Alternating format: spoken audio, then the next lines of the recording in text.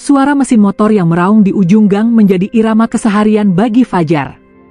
Lelaki berusia 32 tahun itu bekerja sebagai teknisi motor di bengkel kecil yang ia bangun sendiri, hasil tabungan bertahun-tahun dari kerja keras di kota.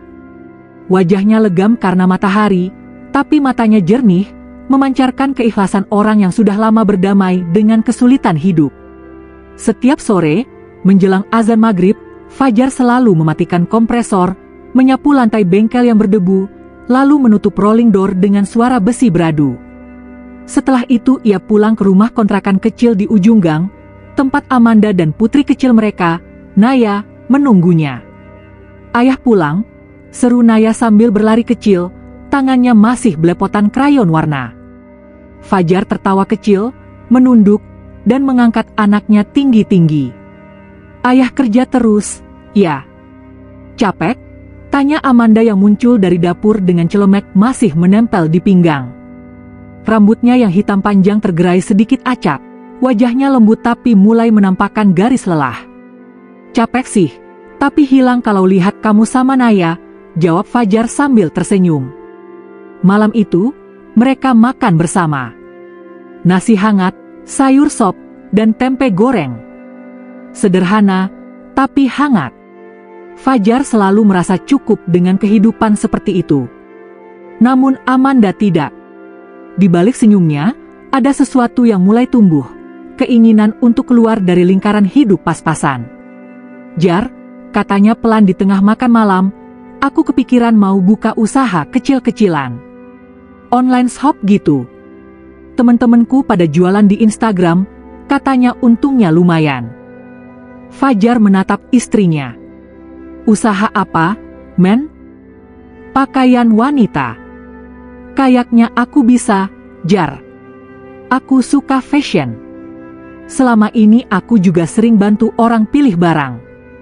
Kalau punya modal dikit aja, aku yakin bisa jalan." Fajar terdiam sesaat. Di kepalanya, angka-angka berputar, cicilan motor, kontrakan, uang susu, tabungan kecil untuk Naya. Tapi melihat semangat di mata Amanda, ia tak tega menolak. "Kalau kamu yakin, aku dukung," ujarnya akhirnya. Amanda tersenyum lebar. "Serius, Jar?" "Iya. Tapi kita mulai dari kecil dulu ya. Jangan langsung besar-besaran." Ia mengangguk antusias. "Makasih, Jar. Aku janji gak akan sia-siain kepercayaan kamu." Malam itu Amanda menulis rencana-rencana kecil di buku tulis bekas kuliah, daftar barang, nama toko online, strategi promosi. Fajar memandanginya dari kejauhan, hati hangat melihat istrinya begitu bersemangat. Namun dalam kehangatan itu, ia tak tahu bahwa benih jarak juga mulai tumbuh perlahan. Beberapa minggu berikutnya, Amanda mulai sibuk dengan usahanya. Pagi-pagi ia sudah duduk di depan ponsel, memotret produk, membalas pesan pelanggan, dan mengepak barang-barang pesanan. Kadang ia tampak ceria, kadang lelah, tapi jelas, usahanya mulai berjalan. Fajar membantu sebisanya. Seusai bekerja di bengkel, ia ikut menulis alamat pengiriman atau menjemput barang dari supplier. "Masih sempat bantu aku aja," kata Amanda suatu malam, senyum kecil terbit di bibirnya. "Ya iyalah. Ini kan usaha kita bareng." Dalam hati, Fajar merasa bangga. Ia melihat Amanda tumbuh jadi perempuan tangguh yang percaya diri. Ia senang istrinya punya semangat baru. Namun, waktu berjalan. Hari berganti minggu, minggu berganti bulan, dan sesuatu berubah. Amanda kini sering keluar rumah. Katanya, ketemu supplier, ngurus pameran, atau kumpul sama komunitas bisnis. Awalnya hanya 2-3 jam, lalu setengah hari, lalu seharian. Kadang Naya ia titipkan ke tetangga, kadang hanya tinggal catatan kecil di meja. "Ayah, aku keluar sebentar ya. Ada urusan bisnis. Jangan lupa suapin Naya." Fajar mulai gelisah, tapi ia mencoba mengerti. Ia percaya, istrinya hanya sedang berjuang. namun rasa sepi mulai terasa. Pulang kerja, ia sering mendapati rumah gelap, hanya suara kipas angin dan mainan Naya yang berserakan.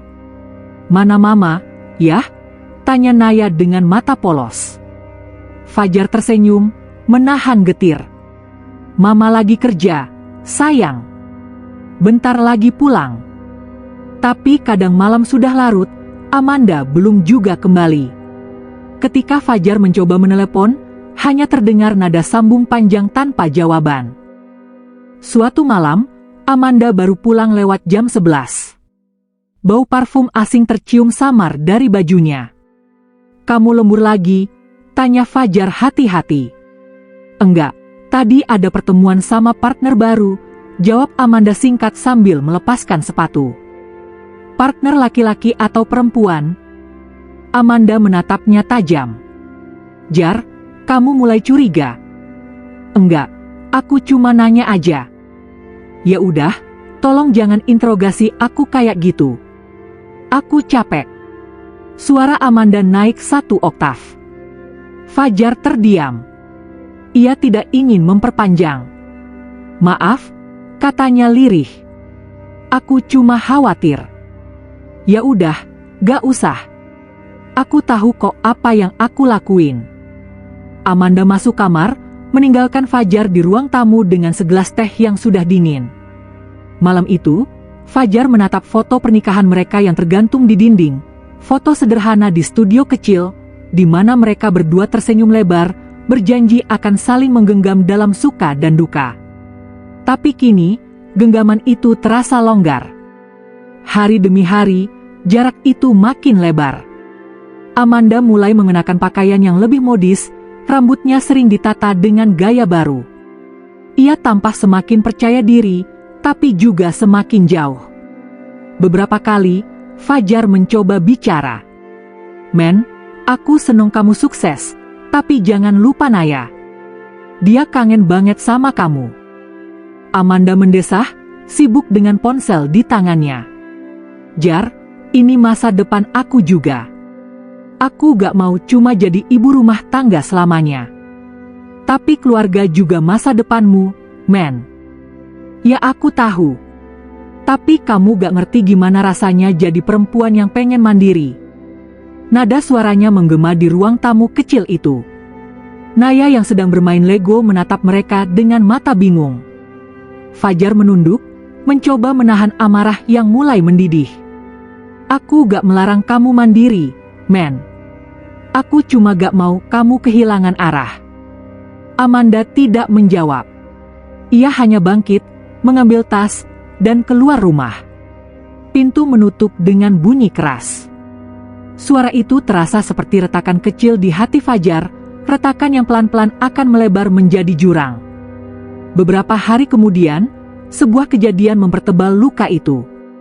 Fajar kebetulan bertemu teman lama Amanda di pasar. "Oh, kamu suaminya Amanda, ya?" tanya perempuan itu dengan ekspresi ragu. "Iya, benar." "Kenapa, Mbak?"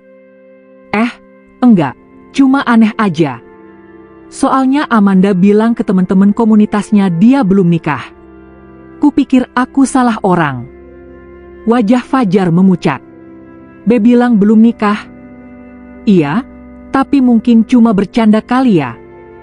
Fajar tersenyum kaku, mengangguk, dan buru-buru pamit. Langkahnya terasa berat, seolah setiap detik menambah beban di dadanya. Ia berjalan pulang dengan kepala menunduk, memikirkan segala kemungkinan. Malam itu ia menatap Amanda yang sedang sibuk menata barang di laptop. "Men, aku cuma mau nanya," katanya pelan, "kamu pernah bilang ke orang-orang kalau kamu belum nikah?" Amanda menoleh cepat. "Siapa yang bilang?" "Temen kamu tadi di pasar." Amanda mendengus. "Ah, mereka aja yang salah paham. Lagian, itu cuma biar gampang urusan bisnis." "Jadi kamu memang bilang gitu?" "Jar, tolong deh, jangan lebay. Aku capek banget hari ini." Ia berdiri, masuk kamar, dan menutup pintu. Fajar tak berusaha mengejar. Ia tahu, Percuma berbicara pada seseorang yang hatinya sudah tidak di tempat yang sama. Ia duduk di ruang tamu, menatap mainan Naya yang berserakan, lalu menatap langit-langit rumahnya. Hening. Malam itu, hanya jam dinding yang terus berdetak, seolah menghitung mundur menuju kehancuran yang sudah di depan mata. Pagi itu Fajar membuka mata dengan kepala berat. Udara kamar masih lembab, aroma wangi lembut Amanda masih terasa di bantal, tapi sosoknya sudah tidak ada.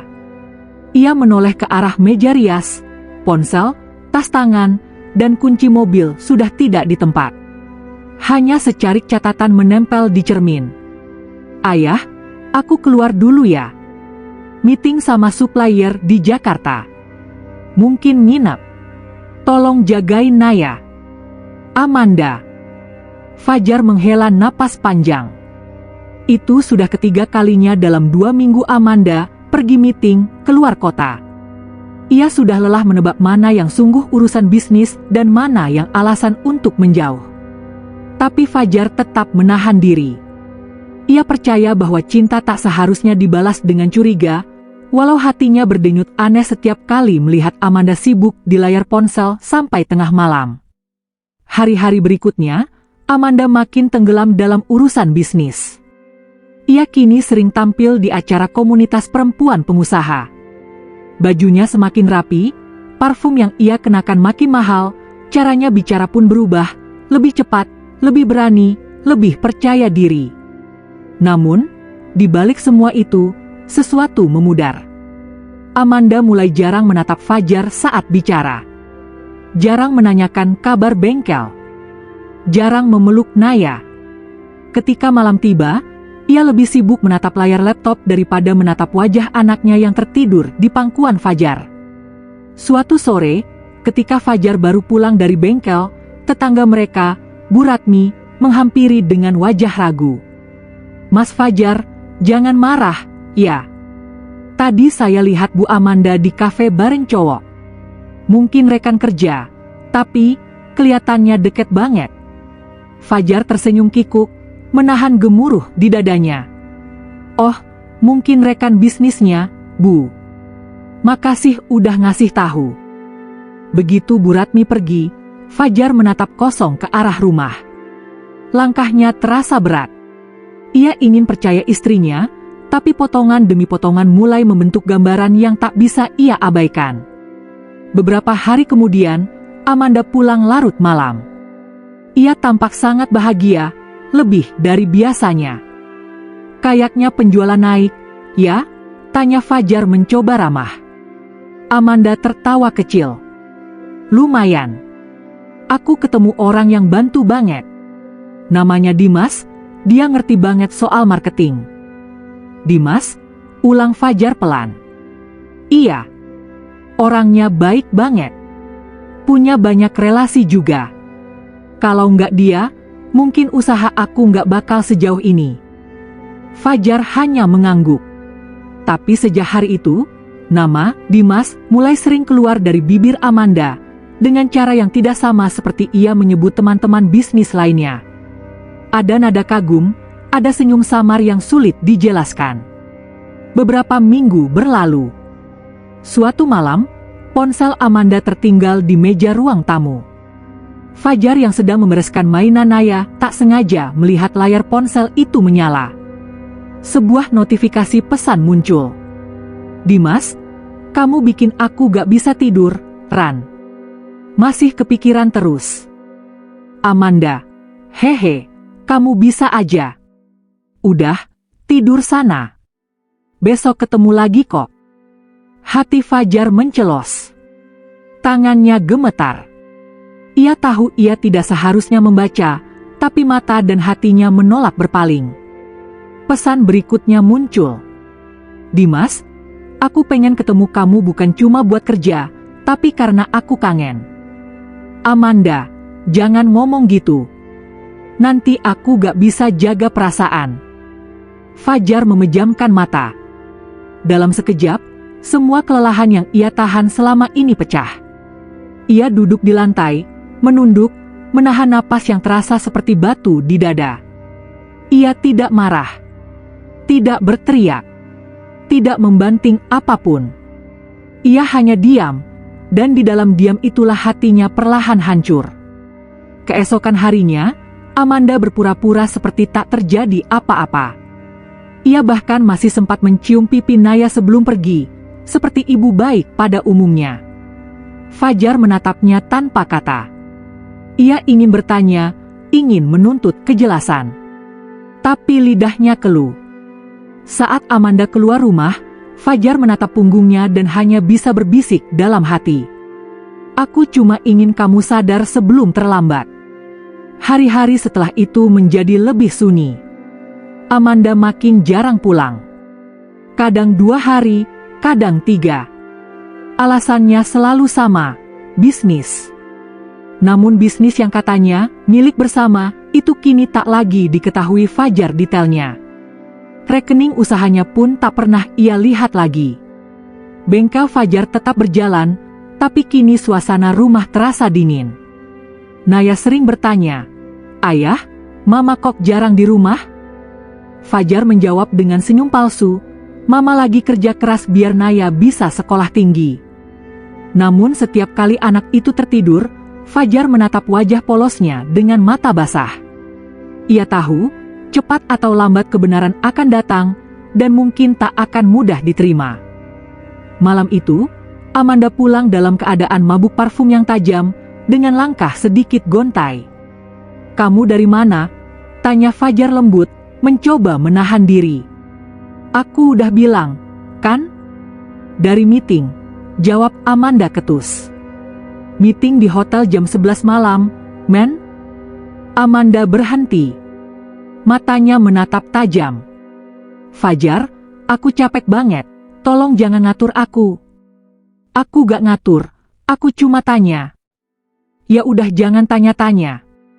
Kamu tuh gak ngerti dunia aku. Aku berjuang sendirian, sementara kamu cuma di bengkel kecil itu." Kata-kata itu menancap seperti pisau. Fajar menatap istrinya lama. Cuma di bengkel kecil itu, suaranya bergetar. Amanda sadar ucapannya menyakitkan, tapi egonya terlalu tinggi untuk menarik kembali kata-kata itu. Ia berbalik, menutup pintu kamar, dan membiarkan Fajar berdiri sendirian di ruang tamu. Keesokan harinya, Amanda benar-benar pergi. Tidak ada pesan, tidak ada pamit. Hanya koper yang hilang dari lemari dan beberapa baju yang tak lagi tergantung. Di meja makan, hanya tersisa secari kertas. Tulisan tangan Amanda terburu-buru. "Jar, maaf. Aku butuh waktu untuk diriku sendiri. Jangan cari aku." Fajar memandangi tulisan itu lama sekali. Naya berlari ke arahnya, memeluk kakinya, bertanya polos, "Ayah, Mama kemana?" Fajar berlutut, memeluk anaknya erat-erat, dan untuk pertama kalinya, air mata itu jatuh di hadapan putrinya. "Papa gak tahu, sayang. Tapi kita berdua masih punya satu sama lain." Malam itu Fajar duduk di depan rumah, menatap langit yang kelam. Di tangan kanannya, secarik surat itu mulai basah oleh air mata. Di kepalanya, kenangan bergantian datang dan pergi, tawa Amanda, senyum Naya, janji yang dulu mereka ucapkan di pelaminan, sampai maut memisahkan. Namun ternyata, yang memisahkan bukanlah maut, melainkan keserakahan hati. Hari-hari setelah kepergian Amanda adalah hari-hari terberat dalam hidup Fajar. Ia bangun pagi, menyiapkan sarapan untuk Naya, lalu bekerja seharian di bengkel. Kadang pelanggan menanyakan kabar istrinya, dan Fajar hanya menjawab singkat, sedang di luar kota. Namun dalam hati, ia tahu bahwa luar kota itu mungkin adalah tempat di mana cinta mereka telah dikubur tanpa nisan. Malam-malam ia habiskan dengan menatap foto keluarga yang terpajang di dinding. Senyum Amanda dalam foto itu tampak begitu hidup, seolah menertawakan kesetiaan Fajar yang tak berbalas. Tapi ia tak menyesal. Baginya, mencintai adalah memberi tanpa berharap kembali. Dan jika cinta itu harus menyakitkan, biarlah ia yang menanggungnya, asal tidak jatuh di pundak anak kecil yang tak tahu apa-apa. 3 bulan berlalu sejak Amanda meninggalkan rumah itu. Waktu seakan berjalan lambat untuk Fajar. Setiap pagi ia masih terbiasa menatap kursi kosong di meja makan, berharap suatu hari istrinya kembali dan berkata, "Aku pulang." Tapi kursi itu tetap kosong, dingin, dan diam. Sementara di sisi lain kota, Amanda menjalani hidup yang berbeda. Ia kini tinggal di apartemen mewah bersama Dimas, pria yang membuatnya percaya bahwa dunia bisa ditaklukkan hanya dengan keberanian dan penampilan. "Men, kamu tuh punya potensi besar," ujar Dimas suatu pagi sambil menyesap kopi. "Kamu gak seharusnya terjebak di kehidupan kecil itu. Kamu pantas sukses, punya nama besar." Amanda tersenyum bangga. Kata-kata itu seperti musik di telinganya. Ia percaya Dimas. Ia percaya dirinya kini sedang hidup dalam impian yang dulu ia kejar. Mereka membuka butik besar di pusat kota. Nama Amanda mulai dikenal di media sosial. Ia tampil di seminar, berfoto dengan influencer, bahkan masuk artikel daring bertajuk "Perempuan Muda Inspiratif, Bangun Bisnis dari Nol". Namun di balik sorotan lampu dan senyum kamera, ada bayangan yang ia hindari, bayangan kecil bernama Naya, dan wajah lelah Fajar yang selalu menunggunya pulang. Setiap kali melihat anak kecil di jalan, hatinya tergetar. Tapi egonya menekan semua itu. "Aku harus sukses dulu. Baru nanti aku bisa menebus semuanya." Sayangnya, waktu tidak selalu memberi kesempatan kedua. Di bengkel kecil di ujung gang, Fajar justru perlahan bangkit. Sejak kepergian Amanda, ia tak punya siapa-siapa kecuali Naya. Tapi anak kecil itu justru jadi sumber kekuatan tak terduga. "Yah, hari ini aku bantu, ya?" kata Naya ceria, membawa kotak obeng yang hampir lebih besar dari tangannya. Fajar tersenyum, mengelus rambut anaknya. "Boleh. Tapi jangan deket-deket motor nyala, ya?" "Iya, aku janji." Hari-hari Fajar dipenuhi kerja keras. Ia bangun sebelum subuh, menyiapkan sarapan, lalu membuka bengkel hingga malam. Kadang pelanggan iba melihatnya membawa anak kecil tidur di kursi pojok bengkel. Tapi dari situ, kabar tentang bengkel jujur milik Fajar mulai menyebar. Montir yang ditinggal istri tapi gak pernah ngeluh, begitu orang-orang menyebutnya. Dan dari mulut ke mulut, pelanggan makin banyak. Dalam setahun, ia bisa menyewa lahan lebih besar dan mempekerjakan 2 karyawan. Fajar tidak sombong. Ia hanya bersyukur. Rezeki gak pernah salah alamat, katanya setiap kali ditanya rahasia suksesnya. Namun di malam hari, ketika bengkel sudah tutup, dan hanya suara jangkrik yang menemani, hatinya masih sesekali menatap kosong ke langit, memikirkan Amanda. Ia tak lagi marah, hanya rindu. Tapi rindu yang sudah pasrah. Sementara itu, kehidupan Amanda bersama Dimas berubah arah. Awalnya semua tampak indah, omzet butik naik, pelanggan banyak, foto-foto kemewahan menghiasi media sosial mereka. Tapi di balik itu, Dimas mulai menunjukkan sisi lain. "Kita butuh dana tambahan," katanya suatu malam. "Aku punya kenalan investor, tapi kamu harus kasih aku akses penuh ke rekening toko." Amanda sempat ragu. "Kenapa harus kamu yang pegang?" "Karena aku yang ngurus marketing dan jaringan. Kamu kan lebih di produk. Percaya sama aku, ya?" Amanda mengangguk. Ia sudah terlalu dalam untuk curiga. Beberapa bulan kemudian, laporan keuangan mulai tak seimbang. Uang keluar masuk tanpa catatan jelas. Tapi setiap kali Amanda bertanya, Dimas hanya menjawab ringan. "Lagi proses besar. Nanti balik semua lipat ganda." Dan Amanda, yang dulu percaya kerja keras suaminya di bengkel kecil, kini malah percaya pada janji manis lelaki yang jarang menatap matanya. Suatu malam, Amanda pulang ke apartemen dan mendapati Dimas sedang berbicara lewat telepon dengan nada curiga. Pokoknya cairkan semua dulu sebelum dia sadar, "Merti?" Ia menatap dari balik pintu, jantungnya berdetak cepat. Ketika Dimas menutup telepon, ia bertanya, "Kamu ngomong sama siapa?" Dimas menoleh, senyumnya dingin. "Ngurus bisnis." "Bisnis apa?" "Udah, kamu gak perlu tahu." Untuk pertama kalinya, Amanda merasa takut. Ada sesuatu di mata Dimas yang berbeda dari biasanya, tidak lagi hangat, tapi penuh perhitungan. Keesokan harinya, ia mencoba membuka rekening butik lewat laptopnya, tapi aksesnya sudah diblokir.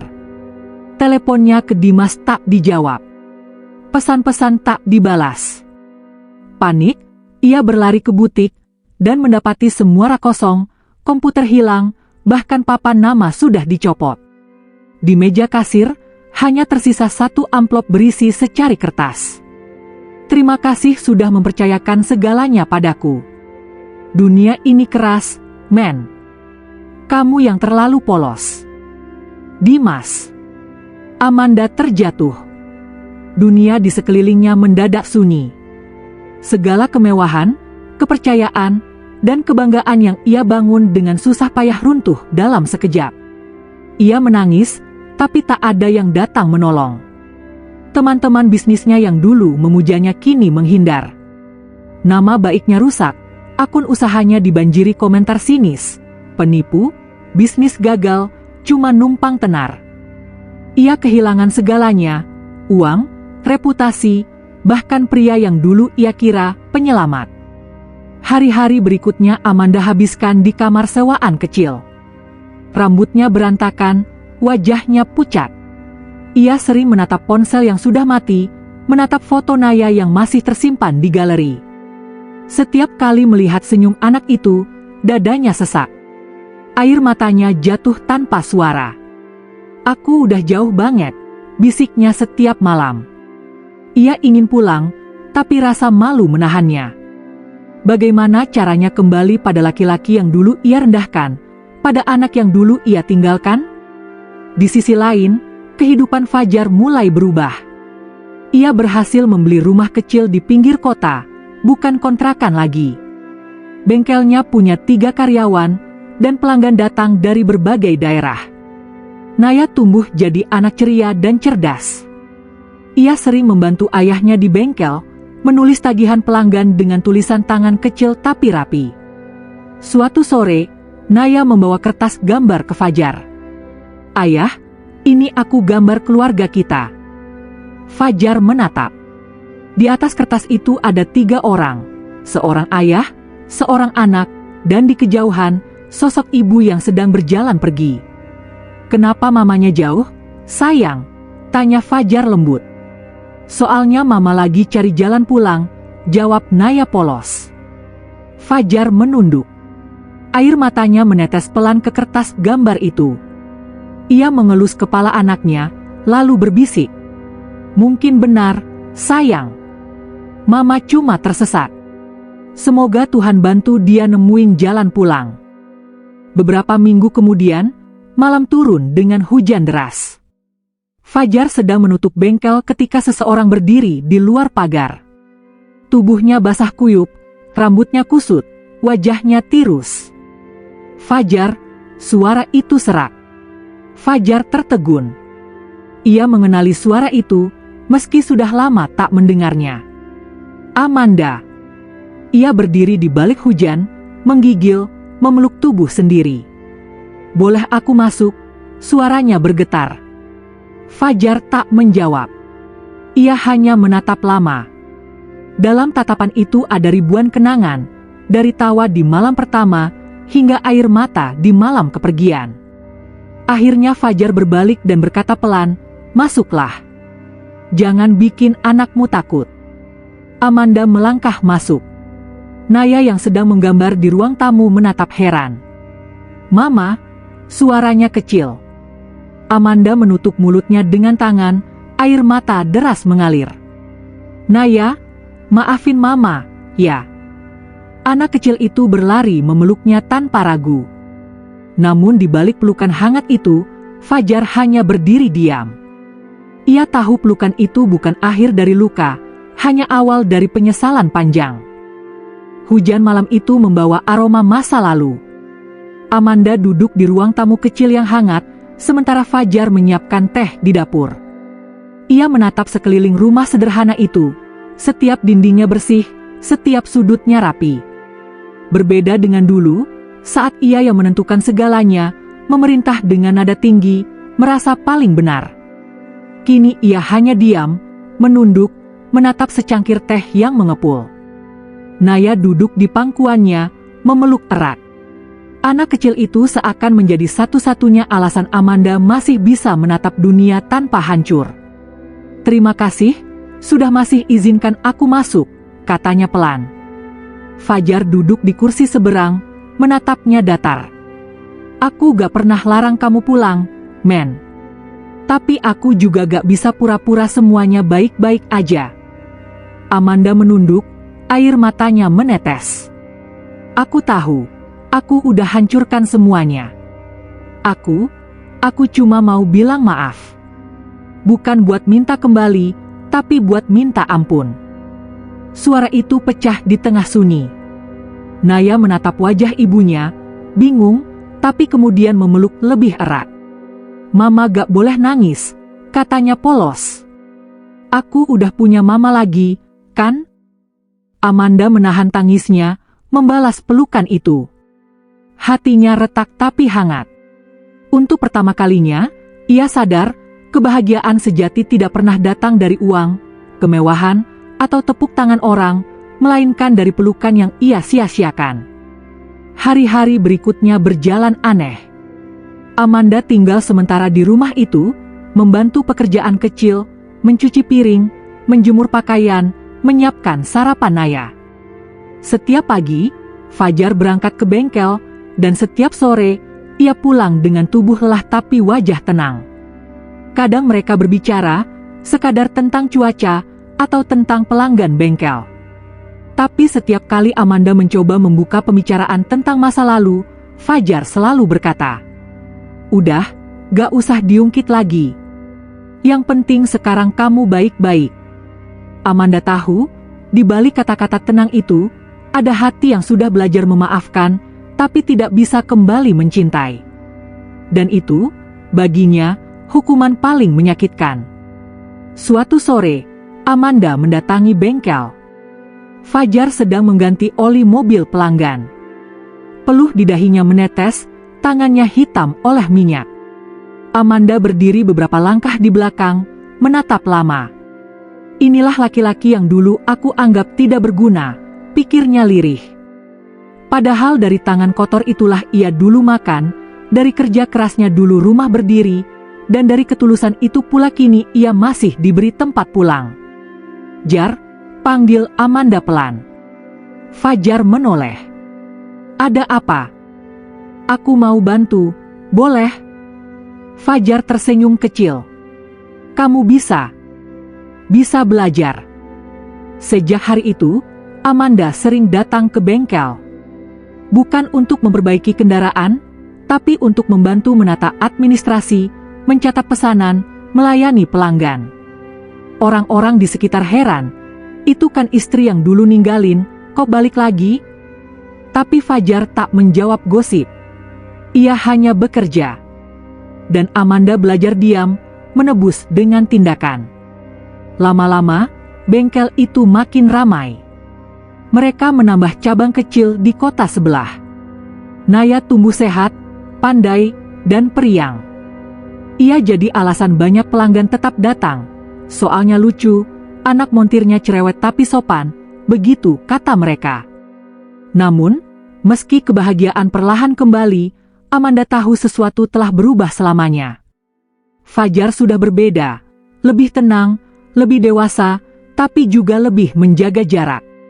Ia tak lagi memandang Amanda dengan cinta, melainkan dengan kasih yang dingin, seperti seseorang yang sudah ikhlas melepas. Suatu malam, Amanda duduk di teras, menatap bulan. Fajar keluar, membawa 2 gelas teh. Duduk di sebelahnya, "Kamu kelihatan mikir berat." Amanda tersenyum samar. "Aku cuma sadar, Jar, mungkin Tuhan memang ngizinin aku jatuh, biar aku ngerti rasa kehilangan itu kayak apa." Fajar menatap langit. "Tuhan gak pernah salah," Kadang yang kita anggap kehilangan, sebenarnya cara dia ngajarin kita bersyukur. Sunyi mengalun di antara mereka. Hanya suara jangkrik dan desiran angin malam yang menemani. Amanda menggenggam gelasnya erat. Aku gak minta kamu balik, Jar. Aku tahu aku udah gak pantas. Tapi, kalau boleh, aku pengen tetap ada di sekitar kalian. Buat Naya. Fajar memandang wajah itu lama. Akhirnya ia berkata pelan, aku gak bisa janji apa-apa, men. Tapi kalau kamu benar-benar mau berubah, rumah ini gak akan ngusir siapapun yang datang dengan niat baik. Beberapa bulan kemudian, Amanda benar-benar berubah.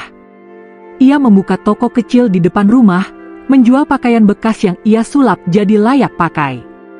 Ia tak malu, tak lagi mengejar status. Ia hanya ingin berguna. Usahanya sederhana, tapi jujur. Kadang pelanggan datang karena tahu cerita masa lalunya, sekadar berkata, kamu kuat banget, Mbak. Dan Amanda hanya tersenyum, menjawab, bukan aku yang kuat, Tuhan yang baik. Naya sering membantunya menata rak. Fajar pun kadang ikut membantu memperbaiki gantungan yang patah. Dari situ, rumah kecil itu kembali hidup dengan tawa, bukan tawa yang mewah, tapi tawa yang nyata. Namun tak semua cerita punya akhir yang sepenuhnya bahagia. Suatu pagi, Fajar mendapatkan tawaran dari teman lamanya untuk membuka bengkel besar di luar kota. Kesempatan besar. Tapi itu berarti ia harus pindah. Amanda tahu, jika Fajar pergi, maka segalanya akan benar-benar berakhir. Tapi ia juga tahu, cinta sejati tak berarti menahan, melainkan merelakan. Aku dukung kamu, Jar, katanya dengan suara bergetar. Kamu pantas dapat lebih. Fajar menatapnya, sejenak terdiam, lalu berkata, terima kasih. Kamu juga udah banyak berubah, men. Aku bangga. Air mata Amanda menetes, tapi kali ini bukan karena sedih, melainkan karena lega. Ia sudah menebus, sudah belajar, dan sudah menerima bahwa tidak semua yang rusak harus dipaksa kembali seperti semula. Beberapa minggu kemudian, Fajar dan Naya berangkat ke kota lain. Amanda mengantar sampai depan rumah. Naya memeluk ibunya erat. Mama janji ya, nanti nyusul. Amanda tersenyum, mencium keningnya. Mama janji. Tapi kalau gak, Mama tetap doain kamu dari sini. Mobil itu melaju pelan, meninggalkan jalan kecil di mana hujan pernah menandai luka pertama mereka. Amanda berdiri sendiri, menatap hingga hilang di tikungan.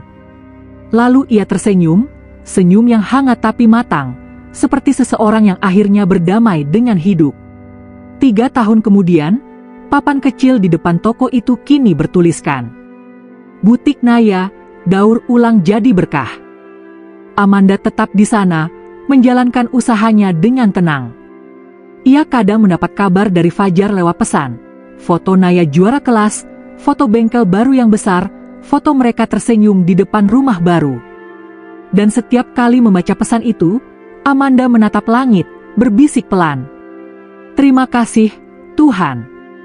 Karena dari kehilangan, kau ajarkan arti pulang.